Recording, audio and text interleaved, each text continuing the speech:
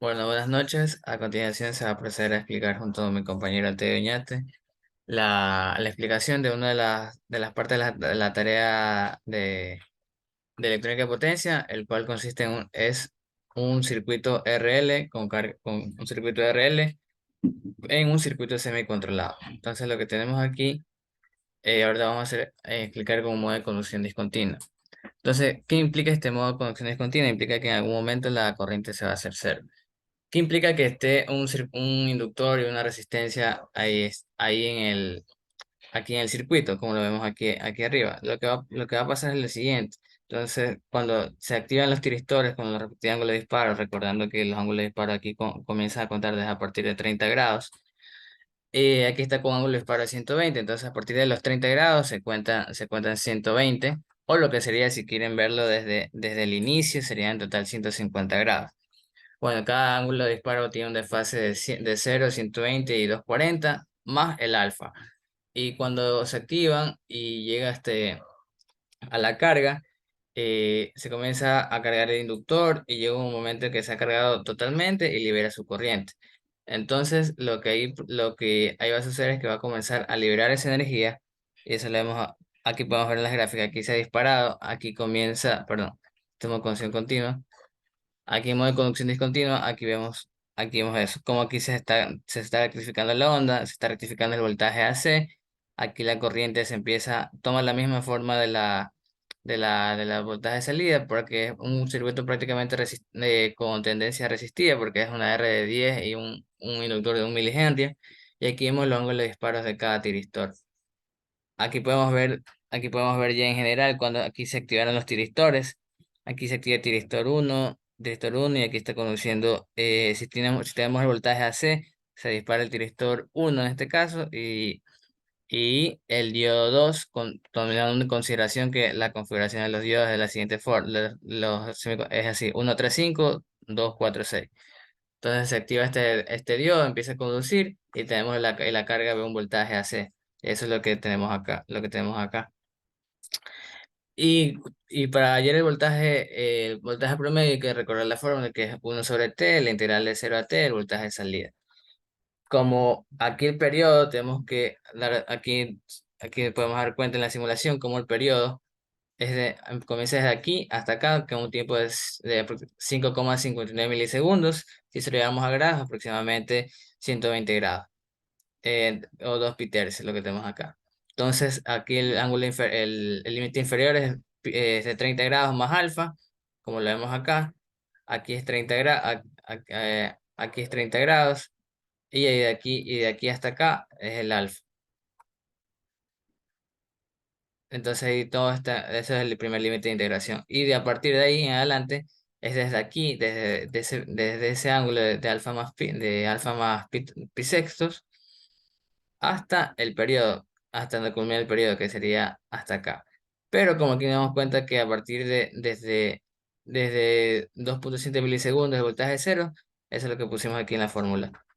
2 pi tercios más alfa y pi sexto, equivale a este tiempo de 2,7 milisegundos. Entonces, y el voltaje que rectifica es el voltaje AC, como nos damos cuenta aquí, el voltaje AC, y la voltaje AC es el sinusoidal con este ángulo de desfase de 30 grados. Quitemos cero, se integra, nos queda un voltaje promedio de 70 voltios, y lo que nos dio en la simulación, como lo vemos aquí, fue aproximadamente ese valor, considerando que a 69,37, considerando que Simulink sí considera las pérdidas. Entonces, a continuación, mi compañero va a explicar acerca de los análisis armónicos de este sistema. Bien, sobre el análisis armónico para este tipo de rectificador, notamos algunas cosas interesantes. Ahí en pantalla se está proyectando el análisis con la transformada rápida de Fourier de la corriente que entra al rectificador, ¿no? Que en este caso hemos escogido la corriente de la línea A. Pudo haber sido con cualquiera de las otras líneas, el resultado es el mismo, porque estamos frente a un sistema trifásico balanceado. Bien, como primer punto podemos observar que la corriente de cada fase su forma es distinta a lo analizado en rectificadores trifásicos de media onda, ¿no? Porque en rectificadores trifásicos de media onda, la corriente de cada fase contenía una componente de C, es decir, solo tomaba valores positivos y de cero la corriente, no si fuera el caso de eh, discontinuo. Bien, este caso sucede lo contrario, lo cual es beneficioso. Tenemos que por cada fase la corriente ya automáticamente se elimina ese componente de C. Vemos ahí en la primera gráfica la fórmula tiene un tramo positivo y un tramo negativo. Luego en el siguiente periodo se repite la misma forma de onda, ¿no? Esto conlleva a que la forma, en primer lugar, que la forma sea un poco más sinusoidal, bueno, dependiendo mucho del ángulo de disparo y otras cuestiones del circuito, y de que si tuviéramos nuestro alimentador, ¿no? Que generalmente es el secundario de un transformador, no sufriría, no sufriría con respecto a la componente DC y solamente vería lo que es el rizado o la componente AC. Ese es el primer punto, no importante. Y vemos ahí, ¿no? Entonces, como está reflejado en el diagrama de barras, que su componente DC es nula.